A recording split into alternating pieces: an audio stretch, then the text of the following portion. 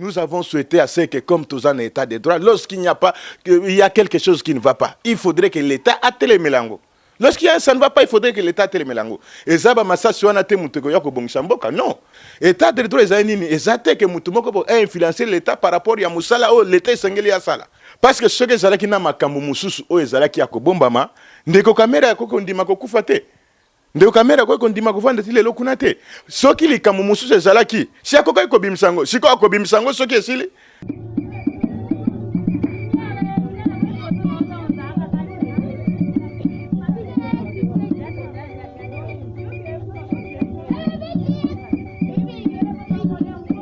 Merci fidèles téléspectateurs, vous qui nous suivez de partout dans le monde entier, ici dans la République démocratique du Congo de Brazzaville à travers votre chaîne Pelo Pro TV. C'est ici que vous avez le droit de recevoir dans tout moment toutes les vraies informations par rapport aux actualités du jour.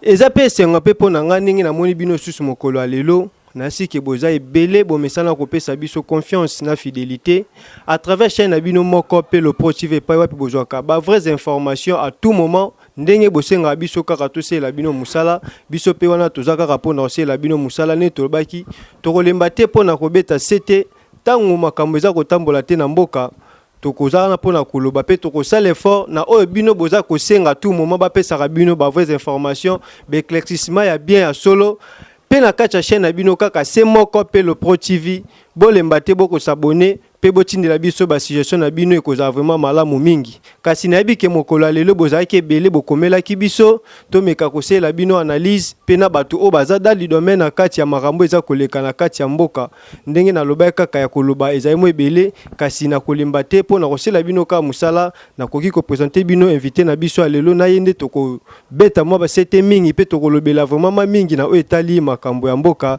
mwana mboka. Bonjour. Bonjour papa journaliste. Mwana mboka na si tokutio na kati na yebi ke basenga ki biso to yamba yo pe batebele bazaki na besoin kozwa ba éclaircissement avant to kende na mwa mulai ya mozindo ya makambo na biso alelo okoki ko se présenter bandeko bazolanda bayeba. Oui, ngai kombo na ngai ngila kwa kombe na clé responsable ya pénal na tribunal de paix ya Kinshasa Gombe. Eza epai wapi oyo nga na Evra na musala ya l'État. Wana azali bongo maître Anaclé azali moko ya ba avocat na kati ya République démocratique du Congo batu o baza ko sala fierté ya justice ya mboka na biso ya bomona ki na lobaki ke tokosenga na batu oyo baza dans le domaine ya kati ya makambu o etali justice ya mboka na biso basela biso ba analyse ya solo nde na lobaki ya koloba vraiment ezali mo ebele kasi maître Anaclé to meka na biki ya koloba ezali mo ebele maître lelo to sala mo analyse muke to monenge mboka na biso makambo eza ko tambola lelo likambo ya COVID-19 oyo e frappé monde entier na ebike okoki ko sala mo analyse muke par rapport ya mambo etali corona oyo epesi lelo mbilinga pe na kati économie analyse ni okoki ko sala. Bon, effectivement pour na makambo ya coronavirus ça peut arriver que les autres coexister, mais le problème n'a pas que l'information, vraiment, il faudrait que l'information est passée même, l'information est à la Gombete, l'information est qui t'a même dit, n'a pas fait fond yambo cannabis pour que tous en informer par rapport à ça. Mais, le coronavirus, nous sommes là pour nous protéger, on est en train de se protéger par rapport à ça. Mais biso pe to fa na moni to respecter pe moi ba mesure en l'état zo ki te bando OMS a lobaki. Oui, on a le droit de pouvoir respecter parce qu'il est vrai que maladies existent, mais il y a des informations. Information exacte pour que tu aies mais pour nabiso oyo toza koyo kango toza obligé to mekako se protéger normalement. Maître soro lobi bon maître mo la IP de confinement ya commune ya Gombe pa wa pe ezali épicentre ya place corona frappe ki mwa mingi kasi to mona ki pe ba confiner ki yango lelo pe toto ka kalate gouvernement na bazozo pe ma motindo ya ko déconfiner les sous commune ya Gombe na ebité tango zo lo ba information na ebité analyse zo sala par rapport à ça. Bon, vous savez, en première position, biso toza mingangate. Lorsque minganga bango moko ba pese information par rapport à ça que malade des ali, tant ba confina qui commune à Gombe, on a été obligé pour ko respecter parce que biso ba bureau ezakuna, ti lelo to va na banda pour attendre mot d'ordre ya ba konjamboka. Donc on a été obligé ko respecter oyo ba konji ba senga biso pour na protection na ya biso moko pe protection ya batunyoso na kati mboka. Protection ya batu nyonso pe ya batu nyonso tuneng bozolanda kaka émission on ezaki mettre Anaclé tozo senga kaka na biso bandeko nyonso tu bozozwa te ya kolanda biso Oui, c'est bel et bien maladie ou ya coronavirus ezali. Lelo na kati ya République démocratique du Congo, tozo konage na plus de 550, 5000 et quelques plutôt bolimbisa, plus de 5500 de personnes bazali qui atteignent na kati ya baza atteint na coronavirus. Pe to mona ki pe nombre ba guéri ndenge bande ko na biso ya inerbe baza ko informer biso du moment du jour au jour, mais mettre en acclé na habité. Tozo mona ngo pe na ba cité msu na ba commune mususu na bangaba makala batu bazo circuler na bango normalement na ba wenze na habité ozo. Bon, circulation wana pour nanga nako koloba ke quelque part eza ko zanga koyeba, ko zanga parfois ko comprendre mobeko o ba pesaki biso parce que yango mobeko wana ezalaki pona nto se protéger. Bon, ceux qui battent bazo ko tambola ndenge parce qu'il y en a d'autres personnes lelo ba comme même na doute qu'il n'y en a pas. Ba comme na doute qu'il n'y en a pas le pourquoi parce que bango balinga ki ndeba mono mwe ba preuve moko palpable ya ke mutu moko même oyo azala guéri na maladie wana ameka quand même ko témoigner par rapport à ça bon. Biso toza droit na biso ezake to meka quand même que se protéger par rapport à ça. Il faut tous se protéger par rapport à ça la raison pour laquelle ba oyo bazo comprendre nanu te wana eza problème na bango mais biso toza quand même que se démener pour na koyeba ko se protéger pour que un jour maladie wana ko kozwa biso te. Mais de toute façon tozo kozela ndenge ba konzi ezala ki confirmer ngai ici le 8 ah ouais mais ba tozo ka susu ke ba bakisi 15 jours ou 2 semaines. Dès ceux qui m'éteignent dans le pour qu'on puisse reprendre des services. Parce qu'il y a maintenant une difficulté totale. Vous allez même comprendre que les ana batmusus oyo bazati lelo 3 mois yanda kubazo ko futate 4 mois le pourquoi parce qu'il y a maintenant l'impossibilité par rapport à ça. Yangwa nozo mona babiloko mususu oyo komi ko salima même ba matata auto ba neko yoka ne journal lobby na zando kuna c'était qui a été un peu une préoccupation auto luka qui même toye ba qu'est-ce qui se passe au juste. Namoni ke meta lingi a dévancé biso mwa mingi na likambo etalaki mobule samaki na marché central na biso to benga ka zando kasi meta namoni likambo ya coronavirus o teke to limbate to na ko sensibiliser kaka toujours peuple que maladie ezali ba ko se protéger entre bango pe bande ko na biso nyonso tout pe baza na niveau ya cité.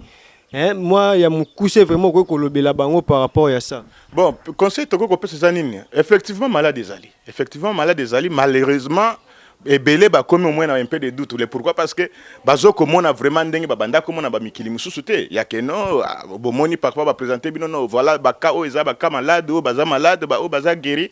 Donc yangonde comme ko sala par exemple na ba commune na biso eza un peu reculé nete banga ba makala nde ozoko vivre ba situation mais effectivement malade des ali, il faudrait que se protéger. Donc toi ba se protéger pour éviter le pire. Merci te ba se protéger mettre en clé.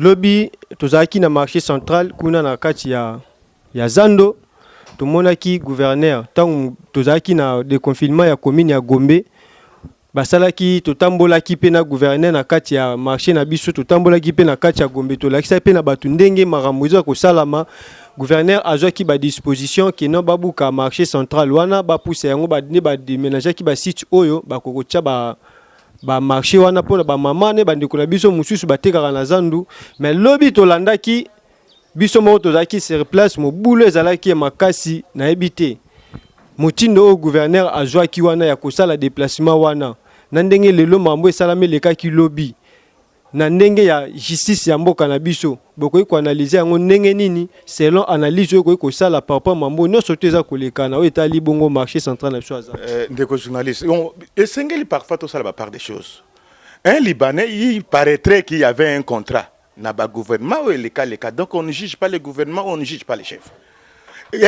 contrat wana ezala qui mal fait. Si qu'il faudrait parfois reprendre pour voir comment est-ce qu'on devrait négocier par rapport à ça. Parce qu'il paraît, ces Libanais là a au moins 108 maisons, 108 magasins dans Kachamboka. Pour un contrat est bandé depuis 2009, 2005 si je ne me trompe pas. Til le loyo au moins 2020, il y a déjà 15 ans.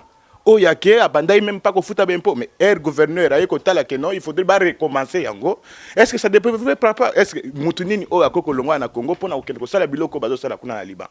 Vous voyez que à au moins l'éjecter Zali, c'est ainsi que le gouverneur a vu la monnaie que il faudrait qu'on puisse arranger ces histoires parce que contrat nyonso ezalaka toujours retouchable. Contrat nyonso il faut ezalaka retouchable. Bon, yé comme yé abanda comme on a que yende a kochaba conscience. Nous savons que ezana batu parfois baza simanaye. Mais yango ndeko sala te que peuple congolais a lukandenge ni ko se défendre par rapport ya mboka na ye.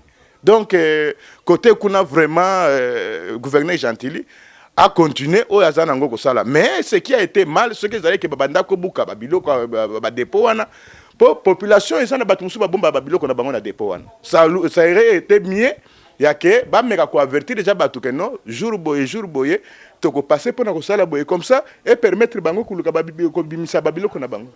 Kasi maître toyebi que ceux qui gouvernement changer ils ont la juste continuité ya contrat to continuité ya ba service. Pour le baraté que non ceux qui gouvernement changer pe makambunya surtout elali tangu ndeko wana sina ki contrat ndeko wana libanais sina ki contrat na gouverneur na biso atu ko lekande kimbuta aki directement ko représenter mboka na biso mais na bi keza contrat o tangu gentina joie ki pouvoir bala ki sake mikanda nyo surtout ndenge ba salaki mais le ndenge bomoni pe bongo te ba ndeko na biso pe étranger baza pe na droit peut-être pe ya ko vivre pe baza la pe ere ceux qui baza ko tambola na voie normale ya mboka ne mibe ko zo senga. Bon, est-ce que contrat ce que ça mal conçu, il faut pas continuer nango. Donc dans quoi bandako peso exemple mususu boye psanga susu ke nazo défenser yo. Yayi et lo komoko boye salema na gouvernement ya président Joseph Kabila. Par rapport à makambo tozo mona lelo ya ndeko Kamere wazana boloko. Ezalaki par exemple lo komoko e salema kakala. Un contrat aussi soit disant un contrat. Mais les loyo et ko baluka que non yango wana ezalaki malamu te to mona eke yango ezalaki boycotté allez baye ko sala siko mususu. Vous voyez lorsque le contrat est mal insu donc on a le droit de pouvoir parfois abolir yango pour faire autre chose. Un contrat bon est-ce que mundele wana banda fute po wapi? Il ne paye pas pour dire que non, Batu Baza est belé na Simaraye, donc il est protégé par quelqu'un. Donc, wana, on ne veut pas juger ba konziou to ba autorité en boka. Notre problème est que, na minute oyo, l'État a sala moussala normalement. Donc, gouverneur a sala moussala naye. Mais a sala moussala mokoteke sous intimidation. Parce que ça ne va pas tenir. Dans un état de droit, on a le droit de pouvoir faire ce que nous voulons pour que notre prière puisse aller en avant. Donc, on ne devrait pas suivre des histoires comme ça. Maintenant, on peut ministre intérieur, lobby na gouverneur qui non, moboulou ezalate. Gouverneur à l'équipe na betando ika lobby qui non, oya Monique alingi kin bopé tuta sala mokinae. Oza ko mona te entre pays na katia gouvernorat ngope, moi mbilinga ezali moi beta d'esprit ezapé ya kokesa na vraiment makasi. Bon, to lukato kota na makanisi ya batute, to lukape to seme confusion na mito ya batute. Vous savez bangonyo so baza ba autorité na katia mboka. Oyo azoko boya par exemple mbilinga te yende mutasumbi parfois sécurité ya mboka na biso. Mais gouverneur yende mutu azali le premier chef, le premier patron ya Kinshasa. Oso comprendre mais eloko toko senga na bango ba luka koyoka na pona ko tamusa mboka malamu. Donc toko senga na ba konzi ça n'a pas de l'importance ya ko s'acharner parce que nyo seza pona bien na biso. On ne souhaiterait pas un jour que toyoka que no bateki zando. Est-ce qu'on peut jamais vendre zando wana ba ko teka ngepana? C'est pour avoir quoi ce qui bateki zando wana. Alors que ça loko eza pour na biso population, eza bien-être na biso ndenge nzambe asala que non zando na biso ko zalaka wana parce il y a une information que je suis en train d'apprendre même pour dire que ba kolongola zando place ezalaki wana pour ba komisango ce qu'on fait un fond. Vous voyez des histoires comme ça ba koki ko sala mususu mais o wana etikala pour na bana Congo. Donc jamais bakoy côté Kazando. En tout cas ces informations, je ne crois pas que ça peut être vrai parce que ba konzambo ka baza bazo bate pour pas permettre que Zando oyo ezoko permettre ba cha ba vente ya ba kambunyo so mboka et kende côté kamanamo. Mais moment ezala qui est un peu dur parce que eloko wana ce que Salema qui eza juste sur base ya ba makamba ba maladie to ko zo. Parce que l'État a lingaki a profité que Nathan o batu bazate abongisa. Selon ce qui a été normal, c'est que abongisa zando, et ça l'appelle zando moko moderne, et ça l'appelle le kola zando mususu. Mais on ne sait pas comprendre subitement, comme mboka na biso mutinyo sakoya azo sala nyoso ndenga lingi, il y a impunité. Mais comme président Nabiso Fachi Azawana na état de droit naye, je pense que cette fois-ci il y aura de l'ordre. Cette fois-ci il y aura de l'ordre. Toujours sengaka na gouverneur Nabiso Gentini Mbaka.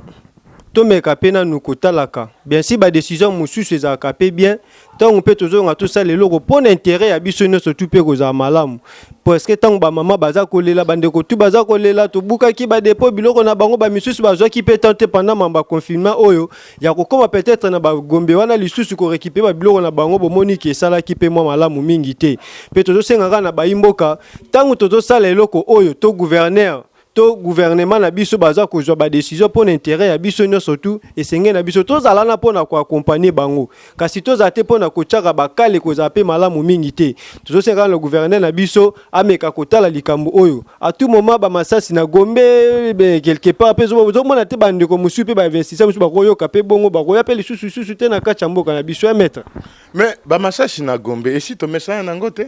Si tu me sens dans ma session, il y a toujours une incompréhension. Incompréhension ça parfois entre l'autorité bango na bango. Alors que bako kumba biso na incompréhension te. Nous avons souhaité à ce que comme tous en état de droit, lorsqu'il n'y a pas, il y a quelque chose qui ne va pas, il faudrait que l'État attelle Melango. Ça ne va pas, il faudrait que l'État attelle Melango. Et ça ba masasi wana te muteko yako bongsamboka. Non. Ba masasi wana yako bongsamboka te parce que la police est là pour protéger batuna biloko nango. Mais ceux qui par exemple la police a commis à la base yako semer trouble en tout cas là on ne va pas accepter. Vraiment là on ne va pas accepter. Mwana mboka to kitana nu na likambo etali lelo ezalaki projet 100 jours lelo to mi ko benga ngo procès 100 jours o etali bongo moko ya DIRCAB ya président de la République Félix Antoine Tshisekedi na koto sana ba mo ba analyse na kati mettre oza dans les mieux placés oza moko ya avocat oza moko oyo azolobela likambo etali justice ya mboka o défendaka batu tout le monde a fait un procès na yo pe mo belé na bi ke to kendaki moi rapide na tuna pe moi parcours na yote ndenge makambo ebanda ki mais to leka ki directement parce que les actualités nous obligent ba faire de les autres tinda biso to leka directement pour peuple azolanda biso na monde atier partout bazali bazaki na besoin ba ko ba information na mais na bi ke ba misusu atambala sima to leka supo na to beta mo masolo kasi to zonga na mo muke na likambo etali projet 100 jours le commis procès 100 jours mettre tout ça moi analyse moko na kati na bi ka tala za nga dans les domaines mais à travers yo na koza na facilité bande connaître ba question ba tuna ki nga to découvrir ensemble likambo etali projet 100 jours ya DIRCAB ya président de la biso Vital Kamerhe mettre tout un autre dossier ngone to mona ki to kene non justice ngo ça la mandeni par rapport ya procédure ya procès est-ce que ben qu'est-il des alliés si je suis allié par rapport à procédure d'abord normal n'engé makambezo tambol. Bon projet 100 jours procès 100 jours ça vraiment yangote ko préoccuper mboka mobimba par rapport à tout ça. Vous savez projet 100 jours et ça qui projet à président de la République. Nous sommes les alliés pour na bolamu na biso na mboka. Mais quand on devait encore parler et le projet 100 jours ça devait procès 100 jours, c'est là où il y a un problème. Procès 100 jours par rapport à quoi et c'est sur quoi? Bon, jusque-là, justice, parce que le président est mogosi à Lobaki, c'est à Lobaki, qu'est-ce la tata nangai, qu'est-ce la maman nangai, qu'est-ce la moisi nangai, qu'est-ce la nani nangai, oyo akangami, pona likambu oya koluka kubebi samboka toko tengama et sengeli, l'État aye bakosala musala naye. Donc, yango wana qu'on est en train de parler sur l'État des droits. État des droits, ezate que mutumoko pour influencer l'État par rapport à musala, oh, l'État sengeli ya sala. Yangwana lelo soki ndeko Kamerhe azana esika ya azaliwana en tout cas pour le moment je ne devrais pas les charger parce que ngai nde mutu na zako sambisa yete ezana bazuzi oyo bazako sambisa yete ebike eza bazuzi moko ya mayele mingi mais pour le moment asa présumé innocent innocence na ye zako crier mais nous attendons déjà demain jeudi pour ça je pense bien que bakoza déjà une étape à plaidoirie parce que comme ba témoin ici balekaki je pense bien que lobby bakoko kozwa dossier en délibéré c'est après où on va comprendre que asalaki eloko to asalaki te mais nous faisons vraiment confiance na justice na biso pona nini parce que to yebi que sikoyo justice na biso ndenge zo sala wana intimidation moko ekozala te injonction moko ekozala te parce que ceux qui par exemple injonction ekozala donc là on ne va plus respecter l'état des droits ceux qui ndeko Kamerhe ekozala ke azalaki pour quelque chose l'État ko sala musala na ye mais ceux qui par exemple que azalaki innocent en tout cas effectivement il faut les libérer de la prison parce que jusque là biso to ko lobake azana innocent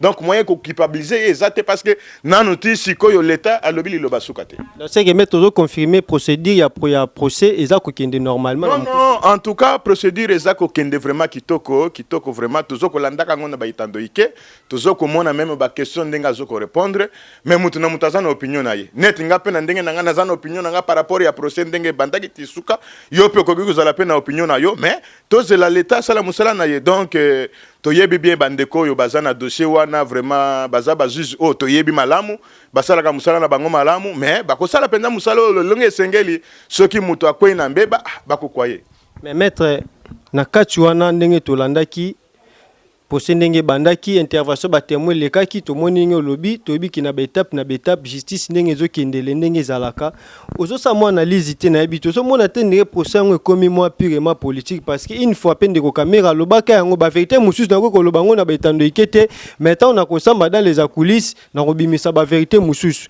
na yebi te bino na kati ya justice boza ko mona procès ngo ndenge ne ekomi purement politique et comme mamu mususu bozo la biso na betando ike bandiko bazolanda mamu mususu dans les coulisses comme maman mususu maître non procès ekoki kokoma politisé tata moke biso nyonso tozokolanda procès normal politique nini ekoti na kati parce que c'est tout à fait normal lorsque baza na posa ko ya que religion à tribunal ezala éclairé bakobenga ba témoin za la politicien ou pas eza oya viva ba fait c'est ça la raison pour laquelle monaki ba benga ki batuminene wana pona ko ya kolobela sur oyo bango ba monaki. En tout cas, jusque-là, je ne vois rien de politique. Si vous avez la politique par rapport à quoi? Par rapport à président, par rapport à ni. Mais nous avons un procès à Kokendele. Moi, il y a bombe na kati pina makasi toza peut-être na ba misusu pe baza likolo ya mboka mwana mboka pe azolinga tanga kombo na bango te musu na ba itando eke po ko créer mobulu. Papa, regarde, lorsque ozana kati ya problème, okoloba oyo yebi. Okoloba oyo yebi. Parce que ce que zalaki na makambo mususu o ezalaki ya kobombama ndeko kamera ya koko ndima kokufa te ndeko kamera ya koko ndima kovanda ti lelo kuna te soki likambo mususu ezalaki si akoko ko bimsango siko akobimsango soki esili yango wana c'est ça la raison pour laquelle ti lelo tozolinga ko se faire comprendre te na mboka na biso. Vous savez, la politique ne peut jamais se mêler na justice. Esengeli bandeko politiko batika justice kimia batika justice ezala indépendant et ça la musala na ba énorme normal. C'est ça la raison pour laquelle, on a même le président de la République. Regarde, c'est nulle part ailleurs. Nous avons seulement dans le monde mobimba de pouvoir voir que le directeur du cabinet et président de la République Azoko Samba, mais Azoko Samba en liberté, Azoko Samba na kat na boloko. C'est-à-dire, il faut maintenant comprendre que non, effectivement, ils alignent l'état des droits. Pourquoi? Parce que ceux qui, par exemple, que le président de la République, Azoko Lukako intervenir, parce que si Abimsa qui déjà mal l'état des droits. Donc, tout c'est l'état, Asala Moussala Naye, tribunal, Asala Moussala Nango, et par après, si réellement, Ndeko Kamera a pour quelque chose, ou Aza pour quelque chose, c'est ce qu'on peut dire. Kassimé, tu as le baki likambe comme ma politique. Tout le monde qui a processus normal. Tant à cela qui au-delà ba jour na ko rapé ko kotisa âge à liberté provisoire mais ba boya ki en tozo mona ba bilo kona no surtout ba étape pour les autres ça que politique et kotina mboka mamu monsieur eza na coulisses. Et ça passe mingi parfois kozanga koyeba. Vous savez, liberté provisoire ba senga kango na tango nyonso te na ngonga nyonso te. OK, parce que na kati ya audience wana na kati ya procédure wana toza na étape o ya liboso bazoko benga forme. C'est-à-dire na tango bazana forme wana ezana tango o bazoko soulever exception. Exception bazoko soulever et ko kozala na moment moko pe nani ako solliciter liberté provisoire. Nde yango nde salemaki tango babandaki procédure tango procès bandaki o monaki ke basalaki na moment moko boye ba kendaki lisusu na audience foraine te balukaki ke ba kende siko na chambre du conseil. Oso ba décréter ki chambre du conseil pour na ko traiter demande ya monsieur Kamere. Parfois bazuzi na ndenge na bango ba monaki ke non bakoki ko pesa liberté provisoire te parce que ba fait o eza na charge na ye eza un peu grave. Pourquoi? Parce que liberté provisoire eza na ba conditions qu'il faut respecter. Eza na ba conditions esengeli ba respecter pour na ko liberté provisoire. Parfois ba monaki ke formalité ya ba conditions wana ndeko Kamere akoki ko kokisa te. Donc na crainte wana ke esa le mandengo wana te yango nde ba garder kuna. Donc cela ne veut pas dire que c'était politisé. Non. Attends, ça peut arriver que tu as un problème, tu vas te solliciter la liberté provisoire. L'État soka monique non. Ba formalité oyo pona mutu oyo ekosimba te pona kotika ye. Ba kotiko na kati pona ko kende siko na fond. Oyo nde siko tozali na fond. Herbo commis déjà na fond, okoselinga lisusu liberté provisoire te parce que bo commis déjà na procédure normale pona ko zela siko yo jugement. OK. Donc vraiment ma kamba liberté provisoire na ngongo to ko lobela lisusu te parce que lobby déjà lobby ça j'ai dit les 11 bako plaider dossier que vous allez prise en délibéré poto yeba dans les 8 jours décision oyo ko bima na part ya l'état. Merci tous de la décision à la prise en délibéré dans les 8 jours to ko décision pa wapi bazuzi bako sala analyse na bango pe bako jola biso résultat o eza bongo exact o mokili mobimba monde entier baza ko tala pe baza ko la suite par rapport ya projet 100 jours to bengi le mo benga ngo le procès 100 jours yande ko na biso dirkap Kamere wakani ki pa wa peza bongo ti lelo na kati ya prison centrale ya Makala ndenge to zela procès na ndenge okoma na suka kasi maître to sape mo analyse muke to pe bandeko mususu pe baza kolela ba maître pe ça semble que ba boza ba impayé ba cabinet mususu ba o pe ba magistrat mususu ba impayé makambo belé za vraiment na kati pe mboka ngozo mona nde moi légèreté pe mo rezo za entre surtout mingi na likambo etali justice ya mboka.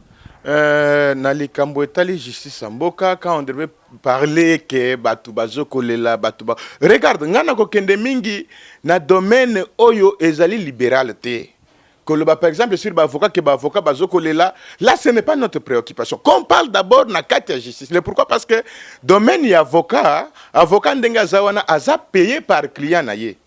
Ce n'est pas un problème qui devrait parfois nous regarder, nous. Aza payé par client naye. Mais quand on parle maintenant, pour na bandeko oyo basala kanakati ya justice, ceux qui bakole là, wana toke koloba. Un individu qui ne paye pas parfois c'est un client. Quel est notre problème? Nous on n'a rien à faire. Mais pour na muto azoko sala musala pour na l'état. Lorsque azoko futa mamala mute, nde sika wapi biso toko telema. Nde sika wapi biso toko telema. Vous savez lorsqu'on parle de l'état des droits. État de droit ezali nini? État de droit ezali que l'État a sala musala na sincérité. Vous savez comprendre? L'État a sala musala na sincérité pour éviter par exemple la corruption. Bon, admettons par exemple, regarde, je peux vous dire une chose. Na kati po ete justice ya malamu ezala rendu, bandana se ti likolo, il faut bazala nanu malamu. Admettons quand moko na kopesa yo o esalemaki na Lubumbashi na procès ya Ndeko Moïse Katumbi. Est-ce que yo apprenaki qu'il y avait un greffier à se permettre qu'il paraîtrait ndenge toyokaki ti lelo amona na kate na Lubumbashi ko déchirer même ko arracher PVT donc page moko page moko ya registre ya RP. Vous pouvez comprendre rien soit les japonais parce que na vie na ya tikala ko kuta na $1000 à pambate quand on lui propose ça qu'est-ce qui va se passer? Mais maintenant, on devrait lutter contre la corruption. Pour lutter contre la corruption, il faudrait que ces gens-là qui vont faire ce travail, qu'ils soient bien payés. Vous voyez, un greffier de Lubumbashi là-bas, il est là, comment porter disparu. Et pourquoi? Parce que le Koya, Monate, on l'a aidé, donc on l'a donné, et pour naïe, et ça lié vertige. C'est ça la raison pour laquelle, moi, dans les cas même, na TV, na loba babiloko yombala nambala. Parfois, babiloko, le président de la République n'est pas au courant. Regarde aujourd'hui là, on parle de justice. Quand on parle de justice, on devrait d'abord comprendre que la justice, c'est un métier qui devrait être juste. Papa, comprenez d'abord un secrétaire à parquet. Un secrétaire à parquet, Oyo, à Zoko Foutama par exemple, tu as 210 000 francs congolais. Si tu as des secrétaires à parquet, tu as un tribunal, na cour des tribunaux. Greffier, Oyo, à Zoko Foutama par exemple, 210 000 francs congolais. Qui a une famille. Mais tu as quand même un bateau. Ne pensez pas que résultat au bakenda kozwa par exemple le jugement wana tie comme anasuka wana il y a des gens qui commencent ça et ça na bato yo ba bandaka musala wana tie comme likola mesa baleka par exemple na audience wana pour juger et pour trouver une solution. Donc tozoko senga na bakonzi mboka. D'ailleurs la fois passée na lobaki yango na télévision il y avait déjà nani arrêté moko ezala qui signé. Arrêtez moi Baremi qui est signé par le premier président qui toko à l'époque il y a la cour suprême de la justice de l'époque na président Luamba premier président Luamba au hasard sikoyo na cour constitutionnelle. Donc c'est-à-dire il faudrait qu'on puisse respecter toutes ces histoires là pour nani parce que mon avis que non tozoko sala musala tozo sala bato tozo sala na bango pour que musala tambula malamu esengeli bazo lifuti moko malamu mais lorsque lifuti za malamu te pour ndenge batu bakosala malamu te mais yesengeli biloko oyo président de la République moko zo en charge. Il faut yemoko vraiment zo en charge pour dire que non, on a besoin de la bonne justice. Toza na poser que mboka tambula malamu justice na biso la malamu ayeba pe ko futa bato bazoko sala mosala wana na ndenge longo bani po eke babiloko ba nungu bozoyo ka non kuna bafuta kuna ba korompaki babiloko wana kosila. Babiloko wana kosila ceux qui lelo ba magistrat na biso bato bazoko défendre mboka na égalité baza mieux payé. Pe baza ko vivre vie moko ezali bongo normal na ba condition normal lokola batu nyonso pe to mona ka ba mikili ya poto ndenge ba maître ba vivaka ba avocat ba vivaka ba magistrat bazalaka ekoza vraiment maman la mingi na yebi ke maître aza na ebele ya koloba kasi sujet na biso vraiment ezaki mingi te na likambo etali wana maître soulevaki yango parce que to lingi to sala mo analyse ya malamu. Oui. To tsukaka kaka na ba maître ba avocat to tsukaka kaka na ba magistrat. Vous savez, pour que avocat aya ko plaider ezana bato basala ka musala wana. Il y a des gens qui vont signifier des exploits na banda kuna bango. Na banda ko ba client na bango pour que ba client bazwa ba citation directeur ou ba signation ba kende ko pesa bango pona ko ya ko plaider. Pour que magistrat asambisa ezana bato basala ka musala. Il faudrait qu'on puisse comprendre ça. La fois passée, je l'ai même dit tout au na tribunal na etandoike. Na lobi nini, na lobi non. Ba fonctionnaires de l'État, surtout ba au bazar dans justice, bango batu bazar les mal payés du monde, les mal payés du Congo.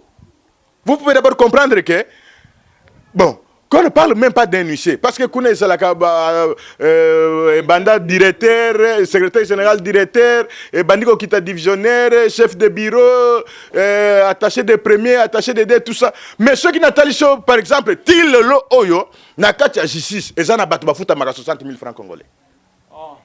Til le long na kati justice, les gens na batu oyo bafuta maka 60 000 francs congolais. Admettons que Aza père de famille, avec 60 000 francs congolais là, qu'est-ce qu'il va faire? J'avais dit ça tout haut la fois passée. Nabi, non, ce qu'on est en train de faire, ce n'est pas logique. Il faudrait que le président de la République puisse revoir Makambu Oyo. Aïe bakotala si effectivement batunaye bazoko futama normalement pour basale la musala kitoko. Il y a le état de droit, président. En tout cas, on est obligé de accompagner le président de la République na oyo musala linko sala. Pour que musala ne sale malamu et sengeli à réfléchir malamu surtout na justice na biso. Surtout na la police na biso. On est mal payé. On est mal payé. C'est ce qu'on est. Donc total kaka ba magistrat, total kaka ba avocat, total nan ba secrétaire à parquet. Total ba greffier ba cour des tribunaux. Au commun, ce sont des gens qui sont en train de souffrir. Et belé, même la fois net boyé. Il y a les dimanches passés. Nani comptable ya tribunal de paix Gombe auti kokufa, comptable ya tribunal de paix Gombe auti kokufa, nani Manu Matei auti kokufa. Mais maintenant là qui va l'enterrer? Ce n'est pas l'État. Le pourquoi? Parce qu'il a servi l'État, il a simi mon à l'État. Ngana itosa bureau moko, asa pas nangai na bureau nangai. Et maintenant qui va l'enterrer? Donc on est obligé à que bosala ba cotisation pour nani pour que bokende go kunda. Admettons que ça na famille. Admettons que ça va dépendre de Kakana Moussala ou l'État. Qu'est-ce qu'on va faire? Donc c'est pour dire que l'État est sengeli ayeba kolanda asala. Donc ayeba kolanda la dépre batunaye pour que basala malamu. Vous voyez, donc on n'est pas protégé par rapport à ça. On n'est pas protégé. Merci namoni bandeko bozolanda bozomona ndenge maître za kolobaza très clair parce que likambo oyo tobetelaka yango c'était vraiment moi mingi.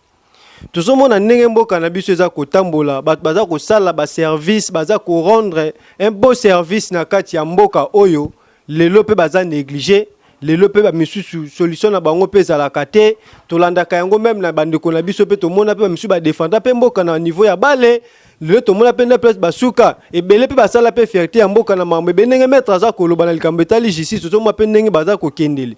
Et ça vraiment malamu mingi te na ekike pour moi tenenga za koloba maître za vraiment likolo makasi nazo saka musalo bino bosenga kinga ngo toto senga na bino bo s'abonner na Pelo Pro TV et pa wapi bokoza ba information ya solo Montréal azo salanga déjà moi sini kuna to monike ne tolobaka ka TV ezali mulikambo ya ngonga kasi maître tobike tout ça moi analyse muke par rapport à celo koni ko kopesa moi motuya to soit nazongisa yango sima mais to bima pena moi libanda ya mboka to landa ki likambo ya président ya Burundi wa atiki biso moi moko ezaki vraiment douloureux parce que azaki na kati ya hôpital le atiki biso ko ça moi analyse nini par rapport ya personnalité wana parce que azaki pe moko OP apesa ki moi fierté surtout mingi na kati ya Afrique malgré tout ba problème ezanga kate entre biso na bango mais au moins to ko lobela likambo so te mais la minute total par rapport ya grande personnalité oye azalaki na yango.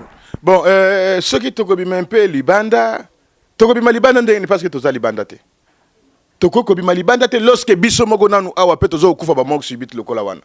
Donc ceux qui ndeko na biso président ya Burundi akufi, c'est tout à fait normal mutunyo sa kufa biso pe nani président Mobutu akufaki, président Mzee Laurent Désiré Kabila. Yekutu ezalaki liwa moko ya pasi. Donc vous voyez que toko compatir kaka azamuto asalaki musala bon nzambe ye moko ayebi pona ni na permettre parce que abeli quand même. Ezate que ezalaki neto ya biso papa Mzee Kabila subitement boyo yoki mutu akufi.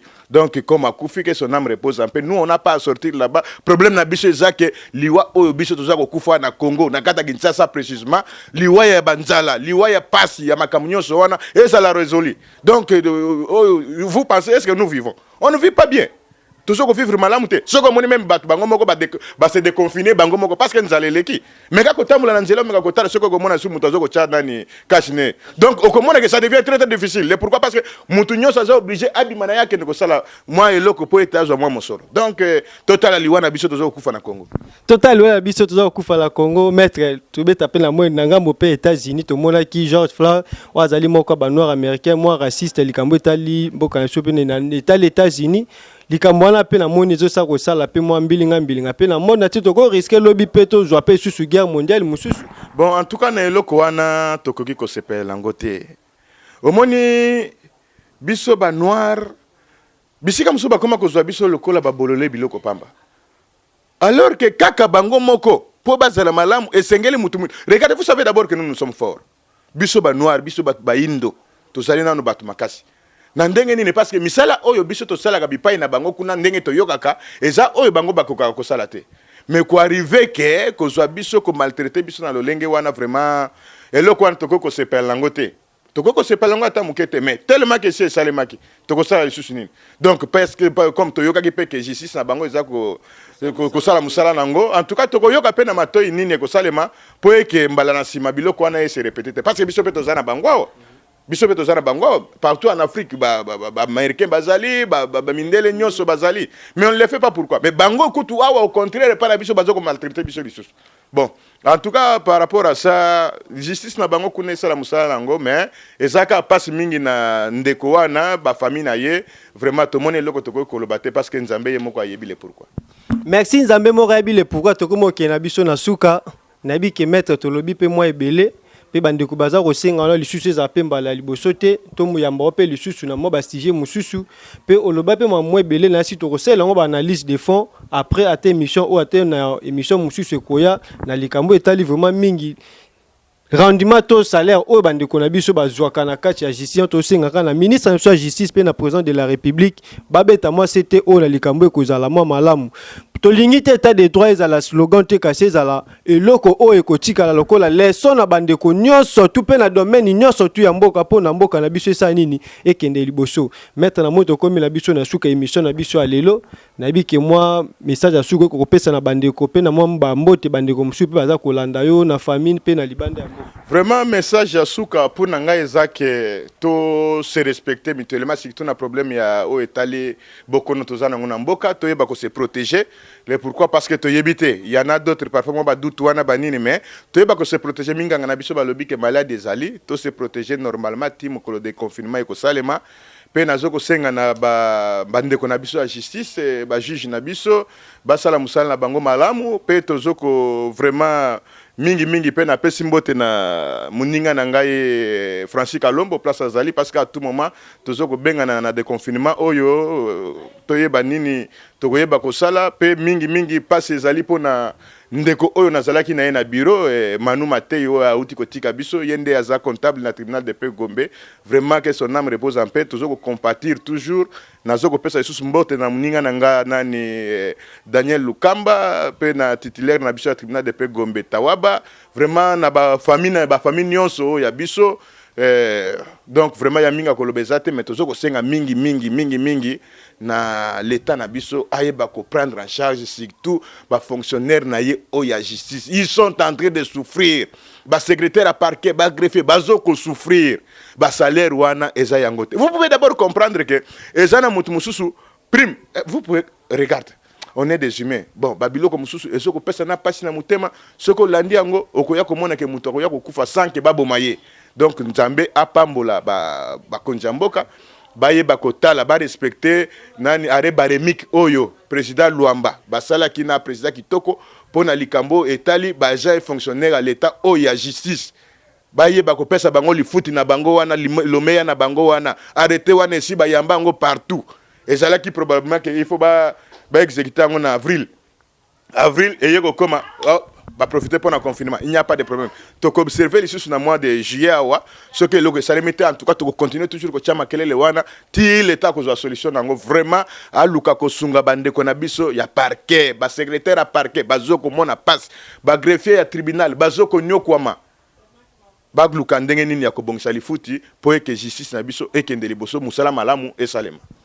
Musa malamu et salama wane zalaki maître Anaclé au azali bongo moko ya ba défendeur ya droit na kati ya tripe Gombe pe na profiter na repesa na bandeko nyonso tu ba magistrat pe ba avocat nyonso tu baza na kati ya tripe Gombe mbote na bino musa malamu bolemba te na kosala musala te na kati ya ba na tribunal to na ba cours tribunaux ezaka ba magistrat te ezaka ba avocat te ezape na ba greffier na parquet eza kaka ba magistrat eza pe na ba secrétaire à parquet donc biloko wana il faut boyeba ko kanisa bango nyonso wana po eke musala etambula malamu toko kanisa bino nyonso tu bomoi ke mettre na classe ya koloba vraiment moi mingi aza ko beta CTN ko ba likambo égalité à droit aza ko défendre te kaka ba condité mais bozomo nazo beta CT banda na muto ya huissier ata même la récepteur muto aza ko recevoir dossier pour na dossier comme atina ndenge comme na suka azo défendre vraiment batunyo surtout ngala zaka kana pona sa musala tozo sa musa pe to kolemba te ndenge na loba kaka na zaka pona bino bino pe bozo ko komela biso bo komela biso pe boyesa na bandeko nyonso tu ba s'abonner na Pelo Pro TV pa wapi bozo ba vraies informations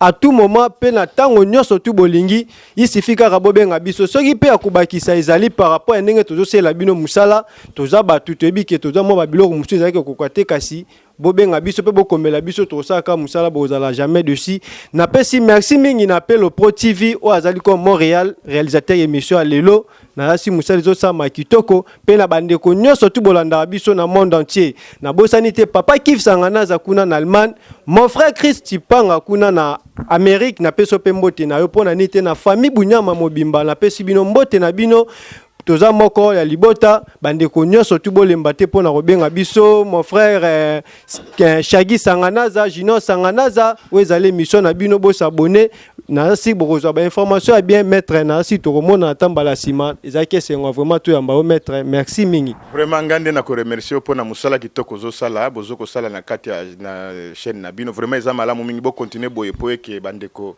ba s'abonner vraiment po eke bazwa information moko malamu po mboka etambula malamu merci vraiment mingi merci maître Pelo Pro TV meme libi ambiance boya ko tale monde boya ko tale Pelo Pro TV meme libi nonde makambwe Pelo Pro TV naleli oh bossa abonner masisi vraiment Pelo Pro TV te fera video yango ade